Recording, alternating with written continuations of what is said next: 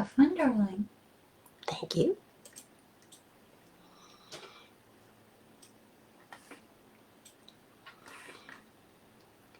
Welcome. Happy Wednesday. Happy middle of the week. Happy middle of whatever is going on in your life. I'm Reverend Dr. Marlene Morris, and my intention here at Spirit Central is that if you need a little lift, if you need a little faith, if you need a better understanding of your relationship with Spirit, well, that's why I'm here. And you are always welcome to join me. I like to think that this is a kind of spiritual clinic. We help you feel better if you're feeling bad. We'll help you feel even better if you're feeling fine. And we can serve as a spiritual urgent care if that happens to be where you are at any given moment. Now, if you've been hanging around here for a while, you already know the answer, but for those of you who may be new to this, I'm often asked, since we are obviously non-traditional, do we believe in God? The answer is an unqualified yes. Then the next question is, quite often, so what is it? What else is it that you believe? And in the interest of transparency, here's the answer, kind of in a nutshell. We believe that there is a creative, motivating power in the universe and beyond. Call it God, call it Allah, call it Jesus, call it what you will. It answers to 1,000 different names. And it doesn't seem to care what it's called. But what it is the intelligence and the activity and the power and the undeniable love that is back of all of creation. And it is the higher life within each of us.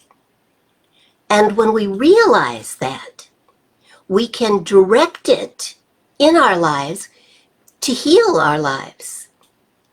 And then beyond that, to heal the world. That's it in a nutshell. So now you know. To set the tone for the evening, I'd like to go right into what I'm going to talk about tonight. So if you don't mind holding on to your thoughts or comments for just a few minutes, I'll just jump in and do this, and then we can talk when the talk is over. Fair enough? Stick around and see what we have to say and learn more about what we believe in and how that might just apply to your life. So I found some old notes the other day. I was cleaning out a file and I came across this. New Year's. It's a time of change, good or bad. The old calendar is full and it is time to toss it out and start anew. Though we may rewrite on the new pages some of the things that bring us satisfaction and joy, birthdays, anniversaries, reunions, important events that resurface every year. It is generally assumed that we will also leave some blank squares, unfilled spaces for those things that will be new to the new year. We do not, would not, should not maybe, be in a rush to fill the squares and pages with a rehashing of the past year. Especially, I think, in this particular time on Earth, those things and events and situations that did not turn out exactly as we would have preferred. It's been an interesting year. I found this next part particularly interesting given the past year. I had written, in democratic countries, when something is not working, we have an election. In other places, If things are perceived as not working, there's a revolution. Guerrillas mount a resistance to the status quo in an attempt to overthrow the current regime. Of course, that could never happen here. Then I went on. So be a guerrilla for a few moments in your life. What would the revolution be about? What have you got in your life right now that you would like to change? Okay, so presuming that you have identified what needs to be changed, or will at some point, what in the world is in the new world you want to create?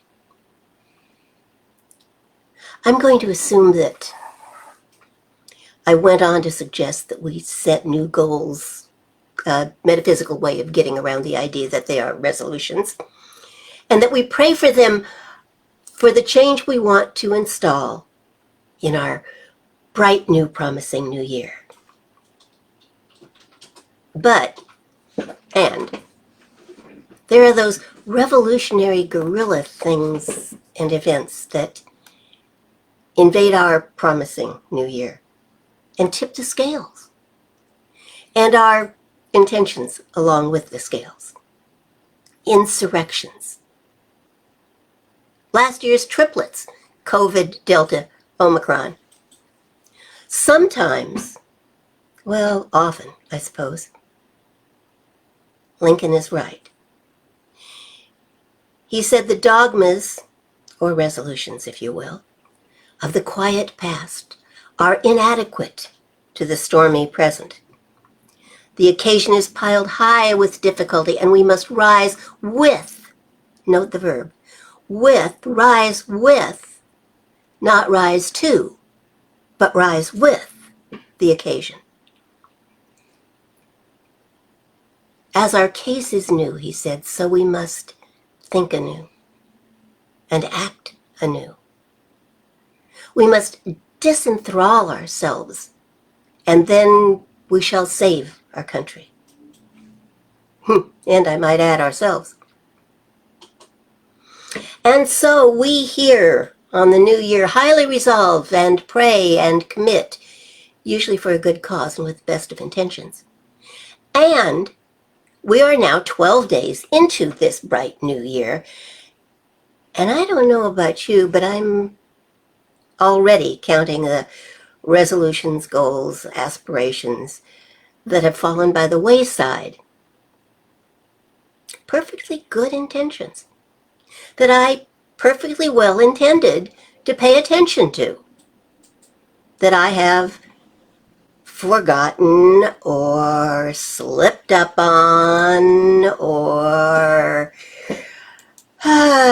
intentionally ignored already in this new year. I know that I have at least two things that I was going to for sure do or not do this year that would make a major difference in my life. Things that would make me feel better about myself and my world. Things that would keep me on track for my dreams. At least two things that I have already fallen back into doing or not doing. And do I feel guilty? Yeah, as a matter of fact, I do. Will I recommit to doing or not doing those things? Probably. Actually, one of them I've already recommitted to and fallen off that wagon on the recommitment. But I am going to try again. Does this sound familiar? So, actually, as of today, I'm rather excited about the process this year, mostly because I found an old article by a man named Mike Maddock in an old copy of Forbes magazine.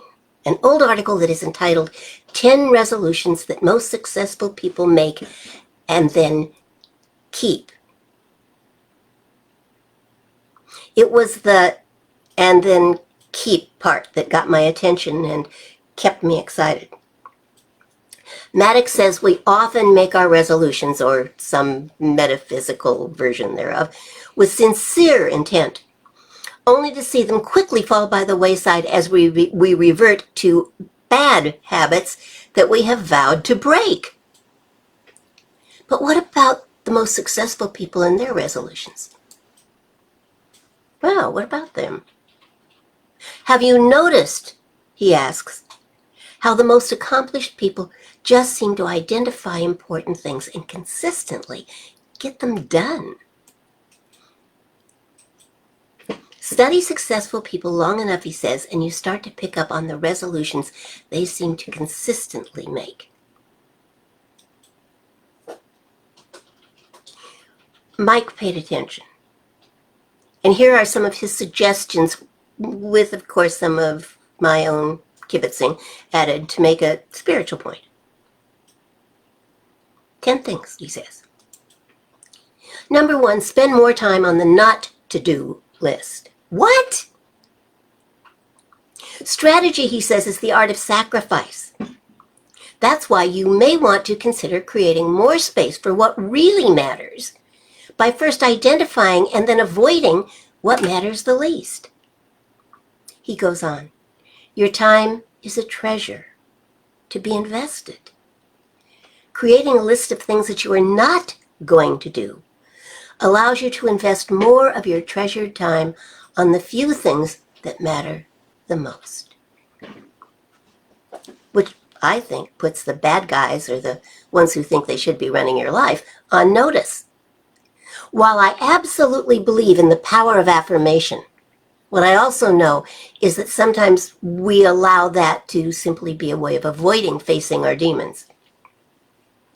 Don't be afraid to call them out. I will not eat cake for breakfast. I will not make excuses for not exercising. I will not say I love you unless and until I mean it. When I quit smoking decades and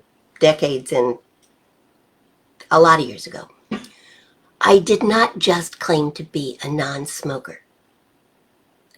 My affirmation was, there are no circumstances under which I will smoke a cigarette.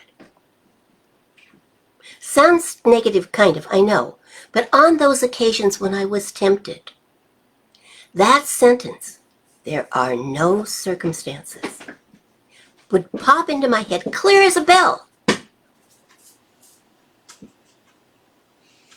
And I could simply agree with it. And I never did light up again. Get the idea? Name the demons, face them, and then resolve to do what needs to be done to get them behind you. Okay, back to the list. Number 2, essential first, email second. Okay, so what's the first thing you do in the morning? Not counting getting your cup of coffee in your hand. Mike points out that for many of us, it's looking at email. We wake up with a renewed mind and spirit, ready to take on the world, and then we immediately allow ourselves to be distracted by an insignificant email. Here's my slight variation on his plan. Wake up.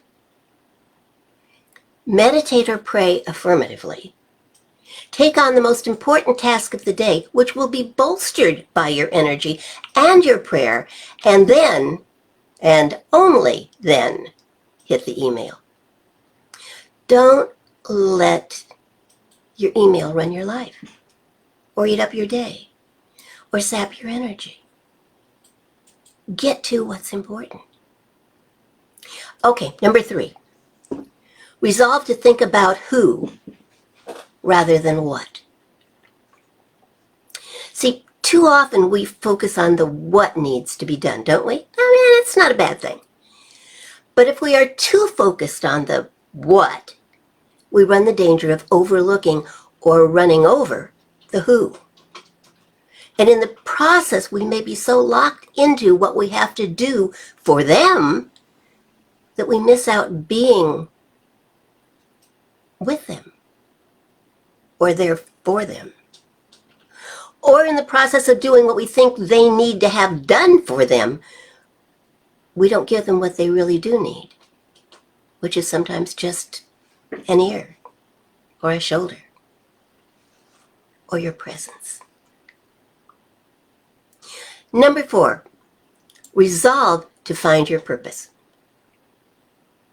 With all our busyness, it's easy to forget why we are doing something or anything.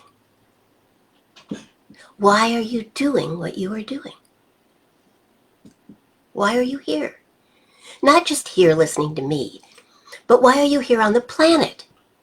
This planet at this interesting time. Why are you with the people you are here with? Do you have a collective purpose? Have you defined it? Or are you just hanging around together? You might just want to put your to-do list down for a few minutes and sit still and ask yourself those questions. They're simple. Why am I here? Why am I here now? Why am I with the people that I'm with? Do we have a collective purpose? What is it? Now, the best place to start all this is with yourself, and then expand into your family and community. If you don't know your purpose, finding one is one of the worthiest resolutions you can ever make. Number 5, resolve to support a cause. If you're here now listening to this, chances are you are one of the rare people who know how to get involved. Gratefully, there are others, just like you, who are working with causes that make the world better. They don't just talk about it. They take a stand. They go out of their way to serve. They feed the hungry, they save the rainforest, they fight cancer, they do a million good things. Not just during the holidays, but all year long. See, there is virtually a cause for everyone, probably more than one, but pick one and do something that will help them. Contributing will make your year happier. And if on the outside chance that you can't find a cause that you really can believe in and want to support, start one. There's always a need. Robert Schuller used to say, find a need and fill it. And look where that got him. Number 6, resolve to invent more choices. So here's something that Mike said that he learned from his friend, Dr. Dan Baker. You can't feel gratitude and fearful at the same time. And one certain way to become afraid is to feel trapped by any situation.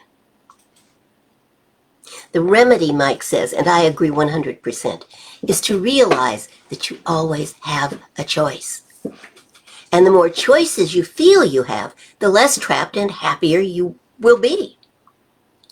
So this year, resolve to do a bit of brainstorming in your own brain every time you feel unhappy. What are my options? And I can stay unhappy shouldn't be one of them, but that's up to you. How else can I look at this? What if this thing that appears to be a wall is actually a door? How can I find a way to walk through it? And what might I find on the other side? Number 7, I kind of like this one, because I know most of you, and I know you've already done it, and those of you that haven't are probably willing, but listen up. Number 7 is resolve to find a yin for your yang. Mike reminds us that Walt Disney had Roy Disney. Steve Jobs had Steve Wozniak. And Orville Wright had Wilbur. Shoot, I could even add a few. Lucy had Desi. Joe has Jill. Anthony had Cleopatra. And the list goes on and on. You'll think of a dozen that I should have mentioned. But Mike's point is this. Wherever there is a great innovation, there is a dreamer and an operator. An idea monkey and a ringleader. First determine where your passions and talents, I might add, lie. And then go find an equally passionate partner with the talents and ideas to put your passions into reality. Then together, go change the world. On whichever side of that partnership you may be, realize that one side is as important as the other. I was listening to NPR this afternoon, and they're doing a plug for a show that's not even on until tomorrow. But one of the things they said was that at the beginning of the pandemic, really early on, someone discovered a cheap self-test that you could do at home that would change the equation. The thing is that it was far enough into the pandemic that its timing just wasn't right. People weren't focused on tests at that moment. And in the meantime, other ones came along. Timing. Find your partner and go change the world. Number 8 is resolve to get outside your jar. This one made me laugh and stopped me for a moment. I know we might more often hear that we should get outside the box or think outside the box, but I like Mike's jar. Because as he wrote, you can't read the label when you're sitting inside the jar. Well, of course you can't. You can only see the back of it. The sad irony, he says, of being the expert on whatever it is you are an expert on is that it keeps you from seeing the possibilities. After all, you're the expert. You know what works, what doesn't work, what you can afford, what's been tried in the past, what worked, what didn't. Instead of relying only on your own expertise, learn how to find other experts solving similar challenges to the ones you're facing. Then go ask them what you might be missing and be willing to listen. See, I'm thinking that guy that thought up the self-test for COVID way back in the beginning was probably a genius, an idea person, but maybe not the person to take it from the idea, from the prototype to wherever the heck it needed to go. Number 9, resolve to be the creator. Honest, I didn't write this one, but I wish I had. Mike asks a simple question. What is the outcome you want? What stands in your way? And how do you overcome those obstacles? So, we have a process, it's called affirmative prayer. But I think way too often we get caught up in instructing Spirit on how, even when we pray. We get so busy asking Spirit to take care of or fix the steps on the ladder that we forget to just say, take me to the top. And then let Spirit take care of how we get there. I used to tell the story of someone who came to me and said, I want you to pray that I'll get, I don't remember the amount, so we'll make one up right now, $4,000. And I said, oh, okay, I can do that. What is the $4,000 for? She said, it's for a cruise. I said, okay. She said, well, I don't have the money, and the cruise that I want to go on is $4,000. I said, I understand that. And I said, and why do you want to go on the cruise? She kind of rolled her eyes and looked at me and said, well, I want to find a husband.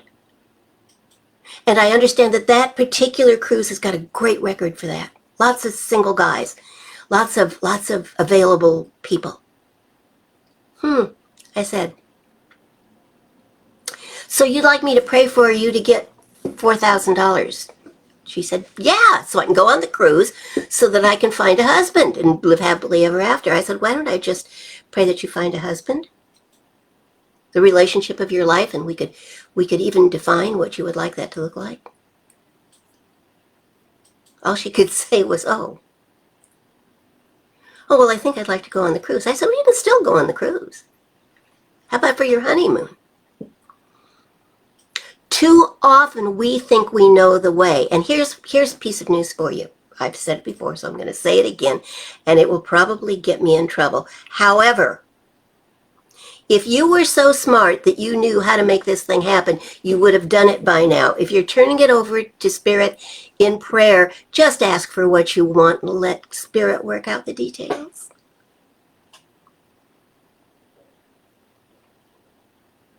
Mike's 3 simple questions. What do you want? What's in your way? How do you overcome the obstacles? Will keep you from being victimized by any situation and falling into the trap of trying to tell the universe how to do something you can't even figure out how to do. Don't forget the power of prayer. But know that if there's something in your way, you'll see it. And you and Spirit will know what to do. You see, if you turn the outcome over to Spirit, you enlist as a co-creator with the infinite.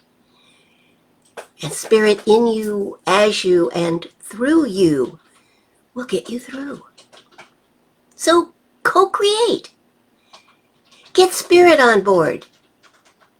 Creators change the world. Victims just bitch about stuff. And the final idea Mike presents is, little drum roll here, number 10, plan your timeouts and your vacations now. You have probably heard the saying, life is what happens when you're not paying attention. Unfortunately, most of us let that become true. Do yourself a favor and plan your timeouts for today and your vacations for next year now. Do it today. You'll have something to look forward to when you're brain deep in the challenges, and the ideas that occur when you're not on the clock will be your creative best. Life that happens during your vacations and the ideas that come in your timeouts will be invaluable. William Jennings Bryan once wrote, "Destiny is no matter of chance. It's a matter of choice. It is not a thing to be waited for. It's a thing to be achieved." Now, we can, of course, wait until next January 1st and try again the old way. Or maybe we can just hit reset. Release your previously established resolutions and evolve or revolve, whichever is appropriate for you, in a new way. You can choose to rise with the occasions that present themselves, not in opposition as if they were an enemy, but with clear intention, as if you know them to be an opportunity. Robert Herrick wrote, "Thus things do shift. Each thing his turn does hold. New things succeed as former things grow old." There's a new year on the calendar. There's a new idea coming to light. Not just you alone against the world, against the elements, against the circumstances, but you and spirit co-creating, even if against seemingly outrageous odds, but really not against anything. Just standing for you and your life to be the best it really can be. Co-creating with creation as it was meant to be. Co-creating your life, your body, your mind, your world. Here's one more quote for you. Herman Melville. If the great sun moves not of himself, but is as an errand boy in heaven, nor one single star can revolve but by some invisible power, how then can this one small heart beat? This one small brain think thoughts, unless God does that beating, does that thinking, does that living, not I.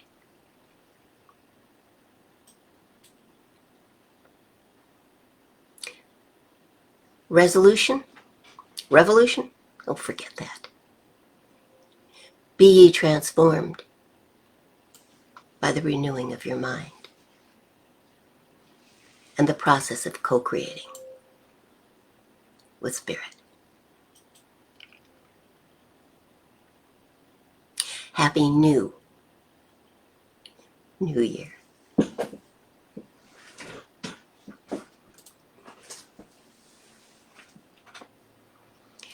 Oh, there you all are. Hello, hello, hello, hello. Good evening. Happy Wednesday.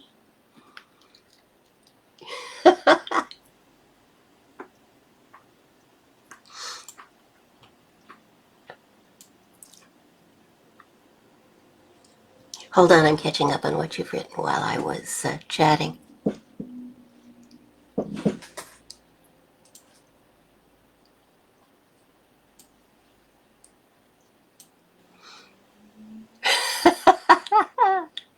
Yeah, timeouts are a gift. Whew. Chance to breathe, chance to rethink, chance to air out your mind. Yeah, Jennifer, kind of like naps. Good naps. You're supposed to sleep. It's good for you. Your body needs it, your mind needs it, your spiritual life needs time out, rests, naps, if you will. Call it what you will. It's time to turn down the thinking process and turn out those other voices and just rest and renew. R&R. Yeah. Hi, everybody. Glad you're here.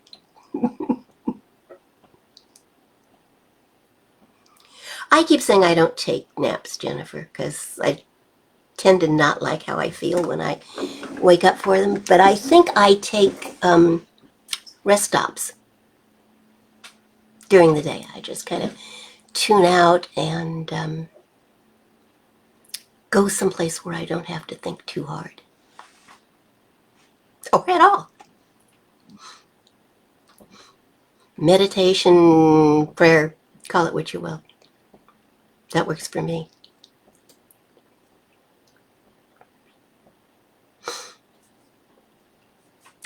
Both, Heidi. Rest and renew, probably by releasing. So it's rest, release, renew. Or rest, renew, release. Or,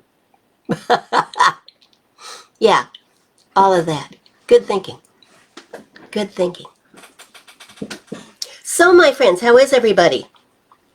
How's your week gone? I didn't get to talk to any of you on Sunday because I was absent.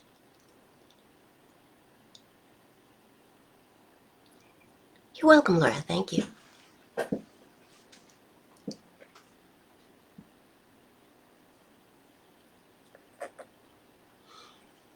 Yeah, Jen, maybe that's it. I tend to think that, it's got to be, if you're going to take a nap, you have to, like, go disappear for an hour, but maybe 10, 15 minutes would be better. Power naps. Because I don't like the groggy. I don't like waking up feeling like now I was asleep and now I have to be awake again, and yuck, I've already done this once today. So there we go. So, how has your week been? What are you guys up to? What are you rethinking? What are you doing in the world? I like those 10 points. I like them very much. They really spoke to me.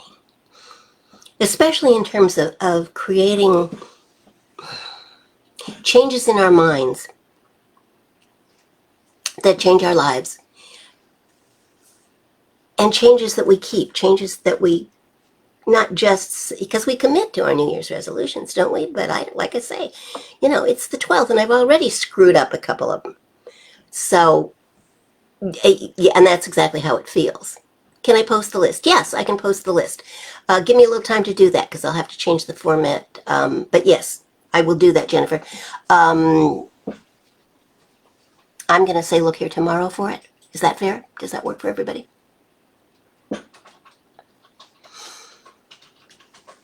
Heidi's going back to Atlanta.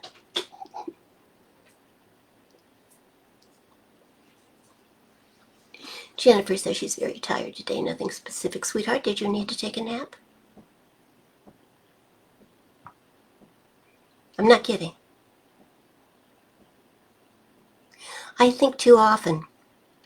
And Jennifer, I know you are a real do things for other people person. We get so busy doing for others or doing what we think we need to get done that we don't take care of ourselves. And my dear, you need to take care of yourself.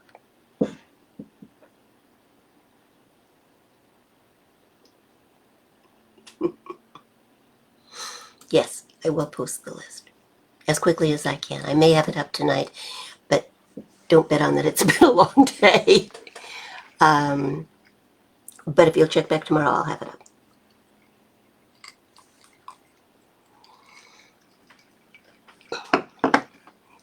I just love it. I love it. I think it's splendiferous. Yet leaving the phone in another room is a good idea. Not checking email is another one. I loved that one particular point. I loved that. Do the important thing first, then go check email. Now I get up, my early morning looks like get up, get out of bed, brush my teeth, wash my face, put some clothes on, go downstairs, feed the puppies, feed the cat, usually in that order. The cat sits on the landing and goes, very funny, that cat. But the puppies get louder and they're more, they're standing in the kitchen staring at me. So feed the puppies, feed the cat, and then I sit. Or I get our breakfast ready and ready for us. And then I go sit. I'll journal, I'll do a tarot reading for myself. And just have a little quiet time. Tipsy comes and sits under my chair. That's his place while I'm doing that. While I'm praying, while I'm meditating. And we get all that done. And then we have breakfast. And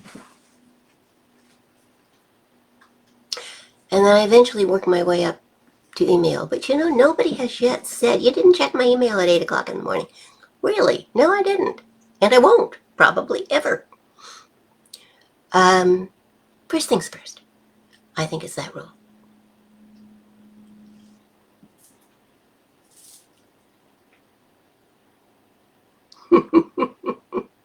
Heidi, you're preaching. To Jennifer, of all things. But that's okay because you're saying the right thing. Take care of yourself. It's the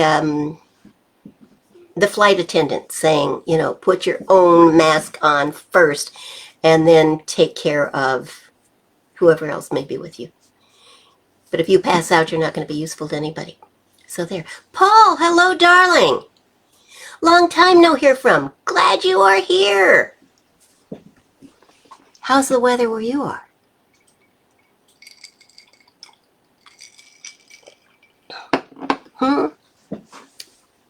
And where are you now? I always have to ask because by the time I assume people are home, I find out they're not. They're on the road or...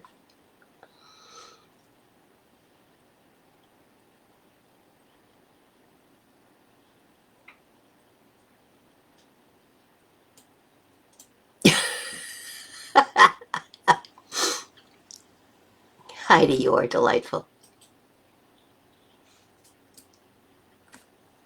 I'm so glad we're online like this, honestly, because, one of the first things that comes to mind is that you're going to be in Atlanta.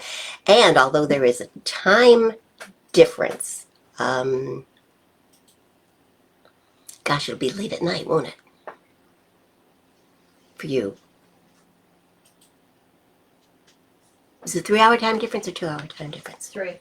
3? Yeah. Thank you. Technical department is wonderful. So if we're on at 7, it's 10 o'clock your time. And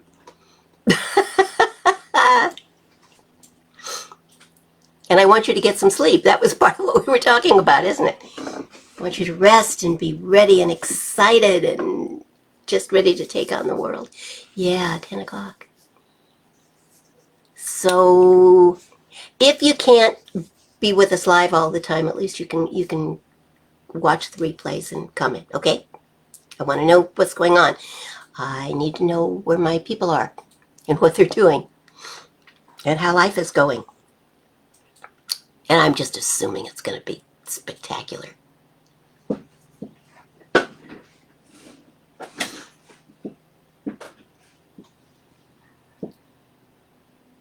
Ah, so can we pray on that, Jennifer?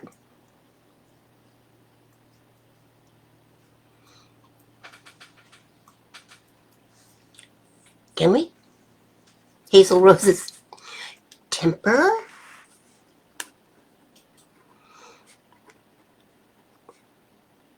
Good lead in. Talk to me about prayer requests tonight. Where are we? Who would like prayer for what? I've got a couple of them already, but I want to know what's going on with you guys. Oh, please do pray for Hazel Rose's temper, okay? And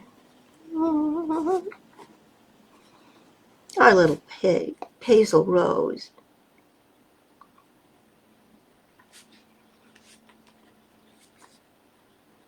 Well, we know she'll stand up for herself, don't we? Yeah.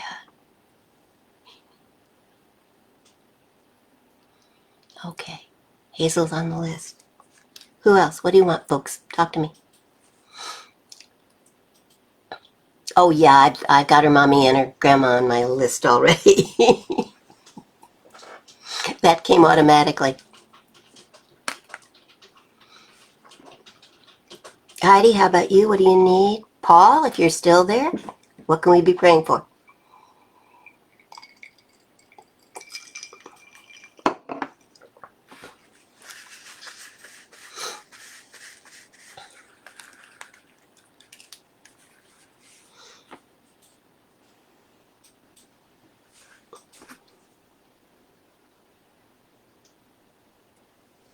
It's been an interesting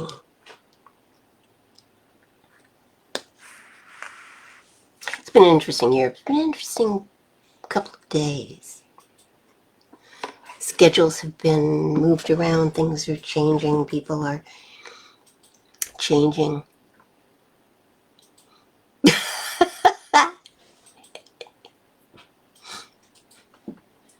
Okay, Larry, of course.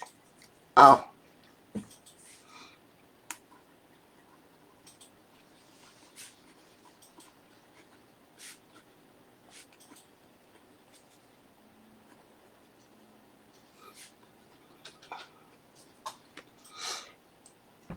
Of course. Heidi, my feeling is that this is really a time when your Aries is going to shine. You know, you are officially in management now, and the balance of that artistic, your wonderful artistic ability, and being a leader in this, yeah, we're thinking the same thing at the same time. So,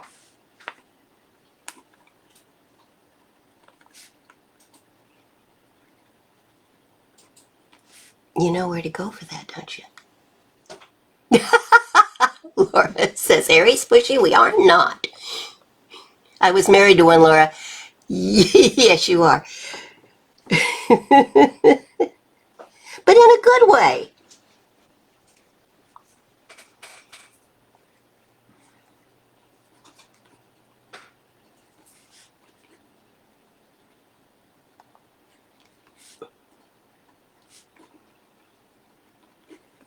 Okay.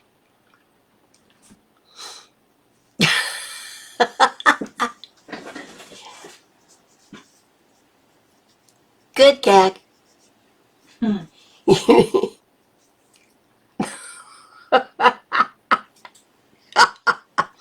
Oh dear, now come on, girls. All right, you guys, I'm gonna just start praying. Oh, incidentally, the Aries in my life who was pushy sometimes was pretty spectacular. So,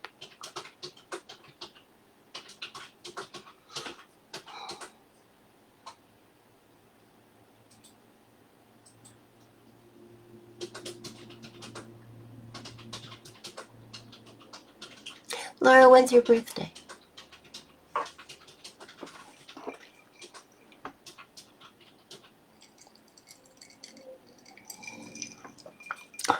All right, you can answer my questions.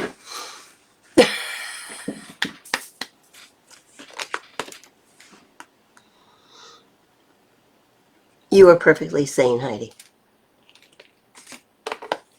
Just creative.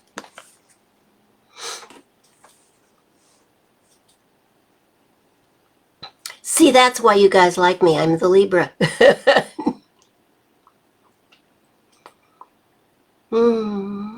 Thank you, Laura. One of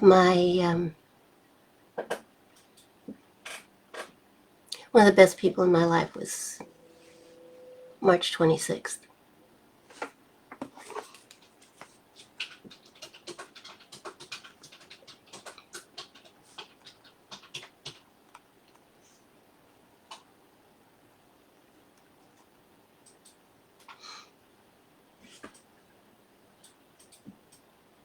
Libra stone, opal, or rose quartz, but it's really opal. Miss Hazel is a Libra too.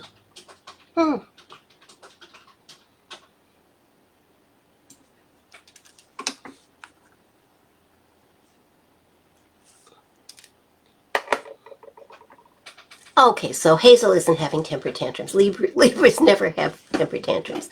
She's just expressing herself.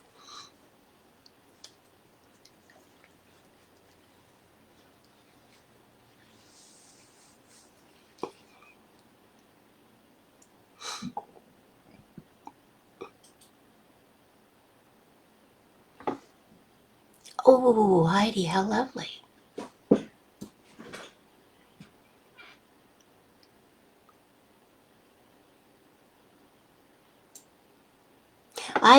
I've gone full circle on opals. I kind of liked them when I was younger, and then I got one I didn't like. It was it looked like an orange jelly bean, and I was so disappointed. And it had no fire in it. Yellow. Technical department is having difficulties. Wow. I was so disappointed by the orange. I'm talking over myself. It's very confusing. Sorry.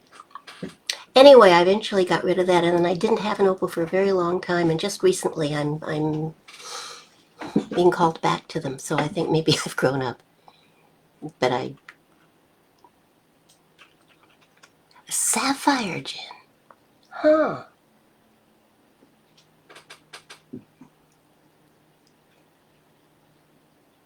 I love sapphires. Sapphires are beautiful.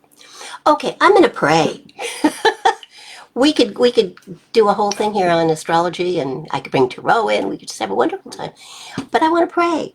I really want to pray. I think we all need it tonight.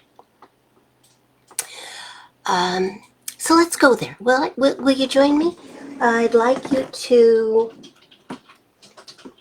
either focus on my little candle here, or close your eyes if that's comfortable. Or just soft focus. The whole point is to simply take your attention off the stuff of the world and the stuff around you and go within. Be there.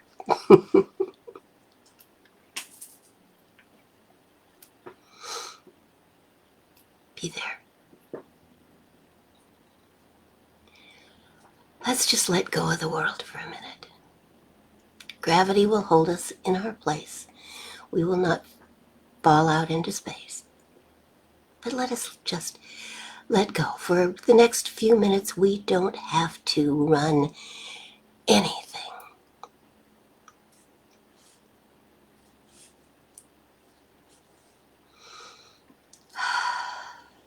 God's in charge. Spirit is in complete control of your mind, your life, your world. There's nothing you have to do for the next few minutes, but just accept. Accept. Accept. And know that whatever is going on in your life, you are never alone. Whether you are here with your spiritual community or out there in the world doing your thing, you are never alone. God is. Spirit is. Life is. Creation is. Right there where you are. Right now. You can tell yourself that, no matter what is going on. Right now, I am not alone. Spirit and I, God and I, whatever word you use to feel closer to creation. Creation and I, love and I, are here together. I am not alone. And I know that that is true for each one of us, that whenever we put our attention on that place of wholeness within us, that place where we connect to the infinite, whenever we put our attention there, so too we awaken the creative power of God within each one of us. We are each one of us spirit expressing a place where life, the universe, creation, spirit, God has chosen to be in this moment in time, in this place, doing exactly what you are doing in this moment. When we get out of our own way, we can feel that, we know that, we can experience that. And when we get out of our own way, we can speak our word and allow Spirit's energy, Spirit's power to move in us through our word into our world. And I take the opportunity to do that now. And so I speak my word, which in this moment is Spirit's word, for the creation of only good, of peace, of poise, of power, for each one of us. I pray for Keith, who is in ICU having had a heart attack, that the God within him awakens and strengthens and empowers and heals. I pray for Anne, who is making some life choices in this moment, that clarity is hers, that wisdom is hers, and that divine right action absolutely moves in and through her life in every moment, and decisions become easy and effortless and clear. I pray for Hazel Rose. Peace, serenity, tranquility. I pray that she learns to use her genius in creative ways without having to release a temper tantrum. And I know too, peace of mind for all of the adults that are in her room, whenever that may be. That her mother and her grandmother and all of the adults in her life see the potential, the beauty, the wonder in her, and love her so much that she has nothing to complain about.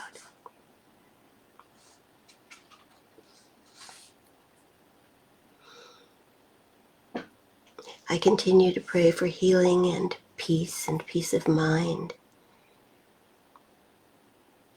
for Laura's cousin in Sedona, that the spirit within her awakens and arises, and that she is at peace now.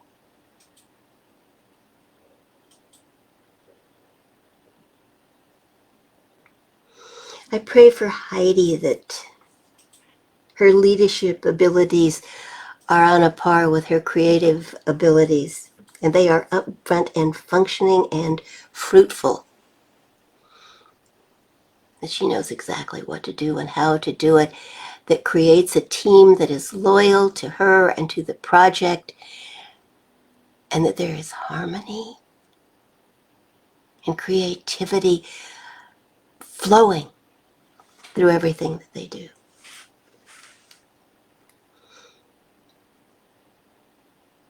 And I don't need to pray for Heidi's sanity. Her mind is just fine. She is at peace. She is strong. She is aware of the presence of spirit within her and acts accordingly.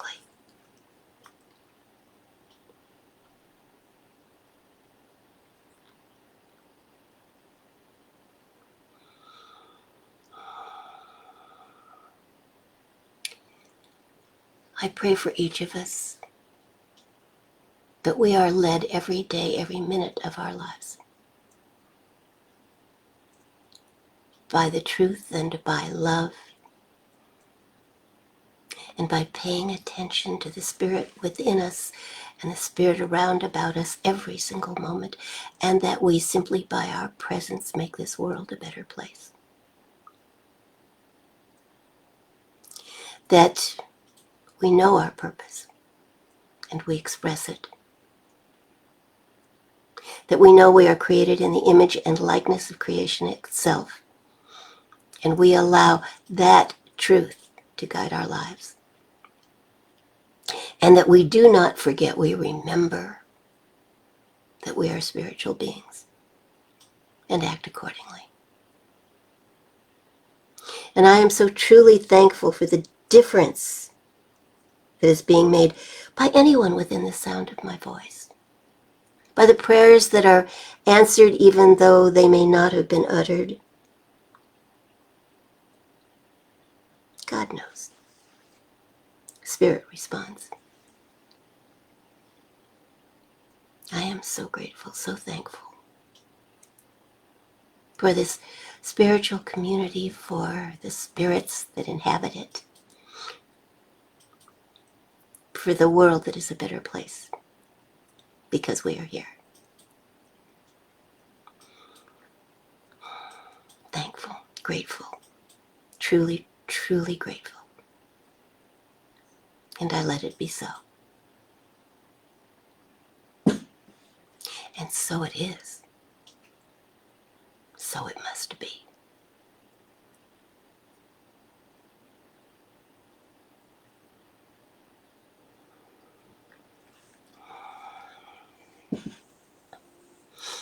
Well, my dear one, we have a closing song. Oh, that looks good. I want to thank all of you who have so generously supported the work that we're doing here.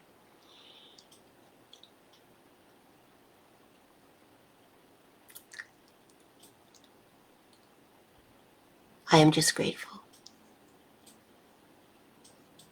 And I wanted you to know. So thank you.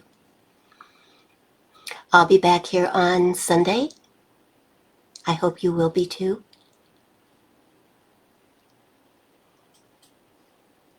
I love you all, and I am so happy that we are together. Don't forget to listen to the music. Don't forget to be who you are. Bless you. Go be a blessing to the world. And so it is. See you Sunday.